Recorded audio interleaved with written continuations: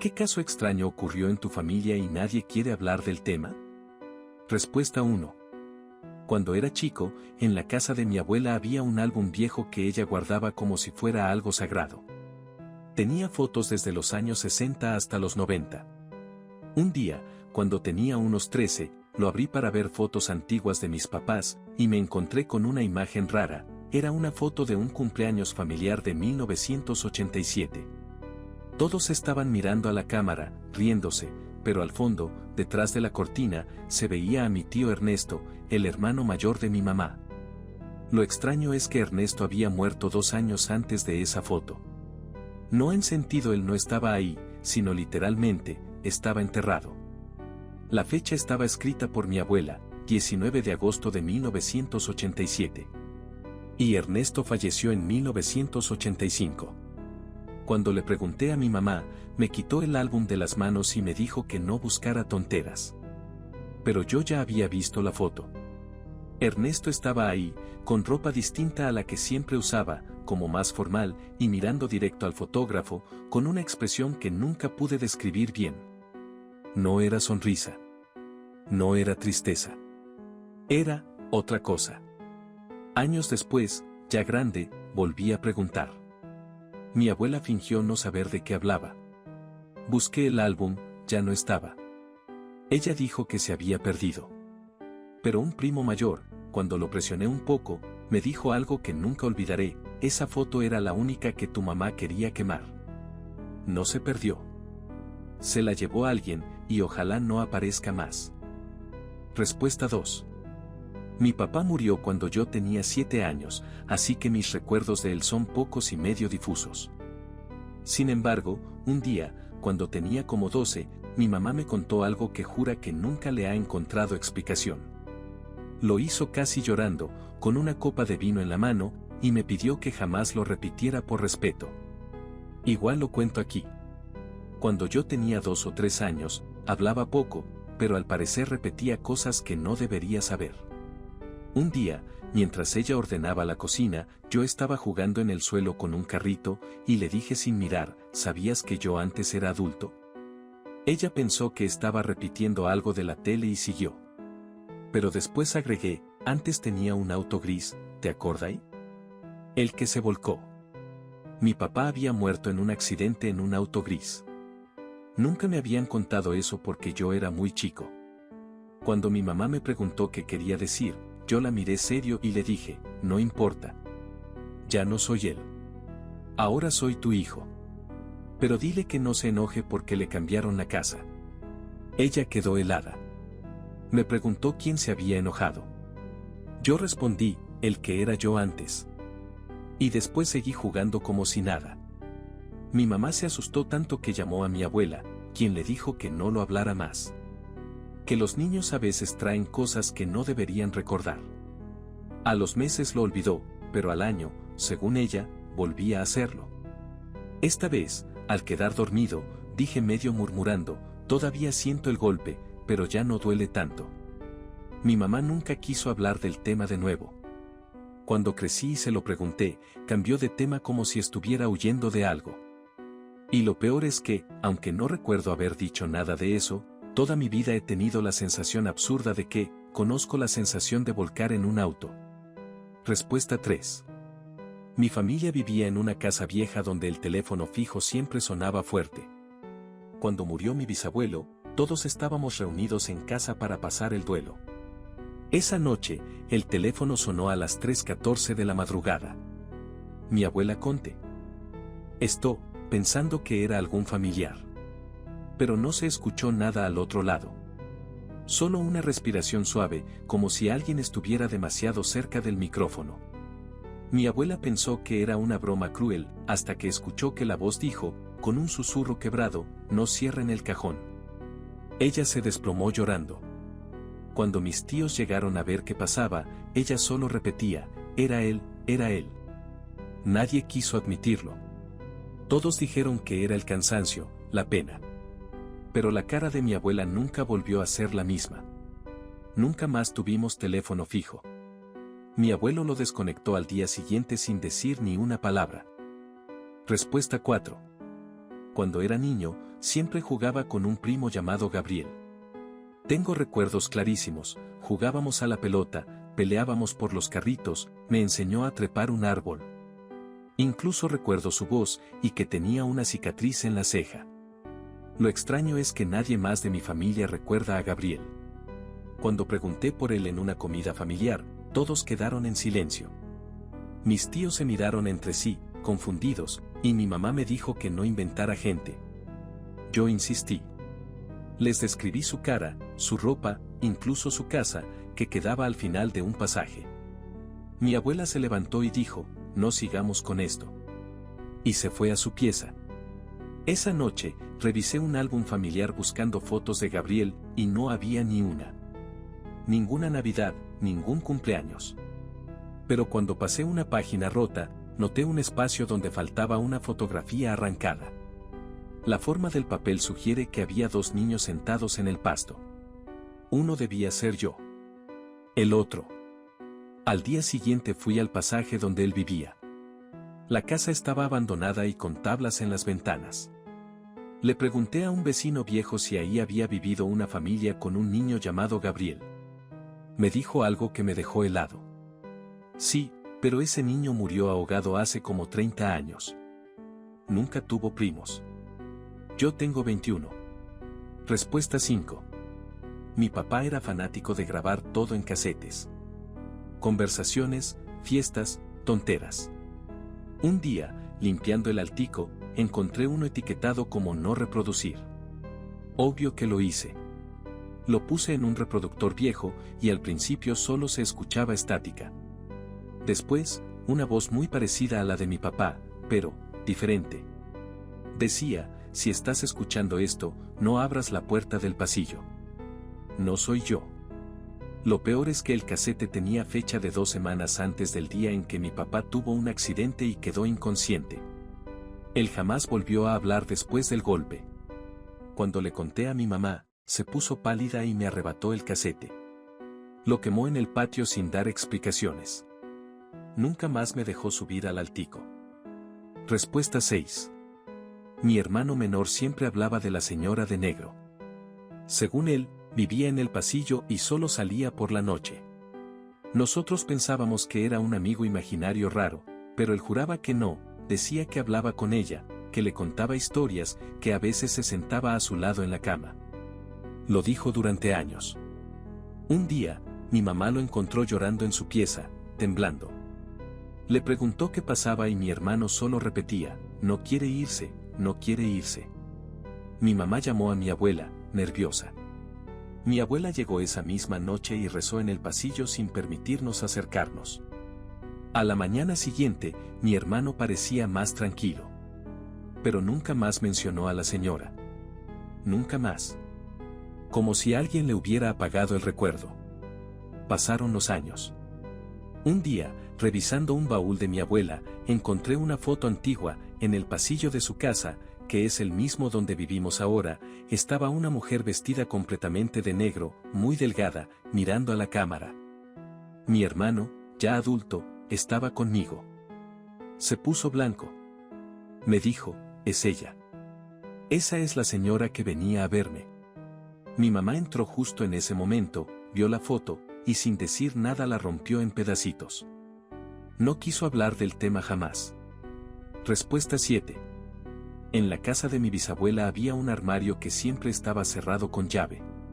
Cuando ella murió, mis tíos lo abrieron para ver qué había dentro, y lo volvieron a cerrar sin decir nada. Lo extraño es que después de eso, nunca más mencionaron el contenido.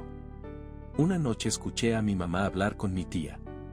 Le decía, eso no debería haber estado ahí. No sé cómo llegó a esa casa. Mi tía lloraba. Cuando intenté preguntar, me dijeron que yo no entendía nada. Años después soñé con ese armario.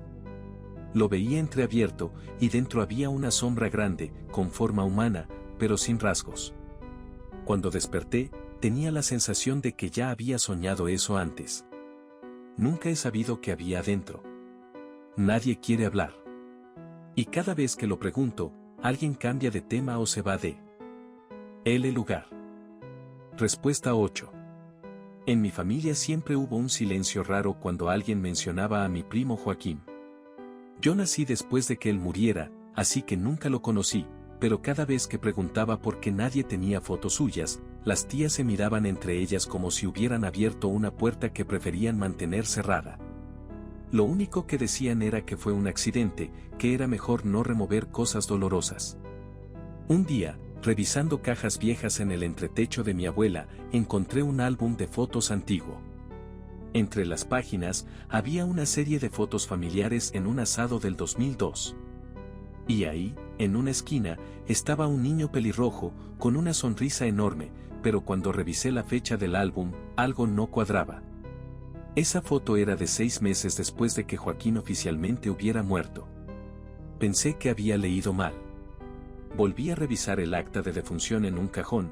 Sí, mi abuela guarda ese tipo de cosas, y la fecha era la misma que recordaban siempre, enero del 2002. Pero en las fotos del asado de julio del mismo año, Joaquín estaba ahí. Clarito. Mirando a la cámara. Cuando bajé y le mostré la foto a mi abuela, se puso pálida. Tan pálida que pensé que le iba a dar algo. Me quitó la foto de las manos, la rompió en pedazos y me dijo que a veces hay cosas que regresan un ratito y después se van para siempre. Nunca quiso hablar más del tema. Nadie lo hizo. Pero yo sé lo que vi, y sé que alguien más lo vio también. Respuesta 9. Mi familia tiene una historia que todos barren bajo la alfombra, la desaparición del tío Andrés. Él vivía solo y era de esos tipos tranquilos, siempre con un libro en la mano. Un día simplemente dejó de contestar. No llegó al trabajo, no respondió a nadie, y cuando la policía entró a su departamento, encontraron todo ordenado, su ropa puesta en el respaldo de la cama como si se hubiera cambiado, y su celular apagado. Nada raro. Nada que apuntara a algo violento. Solo, ausencia. Esa parte todos la cuentan. Lo que no cuentan, y lo que yo supe porque un día escuché a mi mamá discutiendo con mi abuela, es que después de su desaparición, alguien seguía llamando desde su número. Las llamadas eran siempre iguales, el teléfono sonaba una vez, luego silencio. Cuando alguien alcanzaba a contestar, se escuchaba una respiración suave, casi como si la persona estuviera dudando en hablar. Una sola vez, mi abuela juró haber escuchado que alguien susurró su nombre, muy bajito, como si le doliera pronunciarlo. La compañía telefónica decía que era imposible, el número estaba dado de baja desde hacía meses. No existían registros de llamadas entrantes. Técnicamente, esas llamadas no habían ocurrido nunca. Yo tenía 12 años cuando me llamó a mí. Estaba haciendo tareas y mi mamá estaba en el trabajo. El teléfono fijo sonó y contesté sin pensarlo. Nadie habló, pero reconocí algo imposible de explicar, la respiración del tío Andrés. La había escuchado 1000 veces cuando dormía en el sofá viendo documentales. Esa forma lenta, como si siempre estuviera un poco cansado. Esa era la de él. Dije, tío, ¿eres tú? Y en ese segundo escuché algo más, un golpeteo detrás, como si alguien caminara sobre piso flotante. Después, un susurro ahogado que parecía querer decir algo, pero fue interrumpido por un ruido brusco, como si el teléfono hubiera caído. La llamada se cortó. Cuando conté lo que pasó, mi mamá me pidió que nunca más repitiera esa historia. Me dijo que a veces la mente nos juega trucos. Pero años después, cuando falleció mi abuela, encontré entre sus cosas un cuaderno donde anotaba las fechas y horas de cada llamada de Andrés. La última había sido 3 días antes de su funeral. Respuesta 10. Mi mamá tuvo un hermano menor que murió siendo bebé. Todos lo mencionan como una tragedia familiar, pero nunca entran en detalles. Lo curioso es que, en la casa de mi abuela, donde todos crecimos, hay un cuarto que siempre estuvo cerrado con llave. Nunca lo usaron para nada, y cada vez que preguntábamos por qué no abríamos esa pieza, decían cosas como está llena de cosas o no tiene piso. Un día, ayudando con una limpieza grande, encontré la llave. La puerta chirrió al abrirse y adentro no había cajas ni trastos, sino un cuarto infantil intacto. Cuna, móviles, juguetes nuevos, ropa doblada. Todo perfectamente limpio, como si esperaran que el bebé durmiera ahí esa misma noche. Me dio un escalofrío porque mi mamá siempre dijo que el bebé murió recién nacido, que nunca salió del hospital. Así que pregunté. Ella negó todo, como si yo estuviera inventando. Dijo que nunca hubo cuarto. Lo raro fue que al día siguiente volví a buscar la llave, y no pude encontrar la puerta. Literalmente, el pasillo estaba diferente, como si la pared hubiera sido corrida o la puerta tapada. Cuando lo mencioné, mi abuela se puso a llorar y me dijo, ese niño no debía haber vuelto a casa, pero lo hizo. Y por eso no queremos hablar del asunto. Nunca más quise saber. Respuesta 11. En mi familia siempre hubo tensiones por la relación entre mi papá y su hermano mayor, Roberto. Se pelearon fuerte cuando eran jóvenes y nunca volvieron a hablarse. Roberto murió en los 90 y mi papá siempre cargó con la culpa de no haberlo visto antes de que falleciera. El tema era tan doloroso que nadie lo mencionaba. Hace un par de años, cuando mi abuela murió, comenzaron a repartir sus cosas. Entre los papeles había una carta con el nombre de mi papá, escrita a mano, con matasellos de 1996. La fecha coincidía con el año en que Roberto murió. Estaba cerrada, así que supusimos que mi abuela la guardó para dársela, y luego se arrepintió. Mi papá la abrió con las manos temblorosas. La carta comenzaba con un hermano, no sé si algún día leerás esto, pero lo intento igual. Era un mensaje de arrepentimiento, pidiendo perdón. Hasta ahí, todo normal. Lo raro venía después. Roberto decía que había estado soñando con mi papá todas las noches. Respuesta 12. En un álbum familiar hay una foto de un cumpleaños donde aparece una niña que nadie reconoce.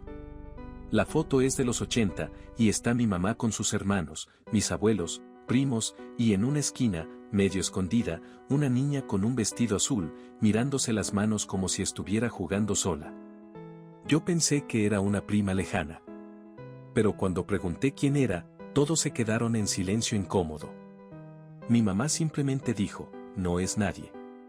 Mi abuelo dijo, mejor no busques. Pero un día hablando con una tía, la única que siempre soltaba datos, me contó que esa niña sí existió. Era una vecina que vivía al lado y que jugaba siempre con mis tíos, hasta que un día desapareció del pasaje. No secuestrada, no perdida, sus padres decían que nunca habían tenido hija. El pasaje entero recordaba que sí. Habían fotos de ella jugando con los niños. Pero de un día para otro, todas las fotos donde salía ella desaparecieron. Esa era la única que quedaba.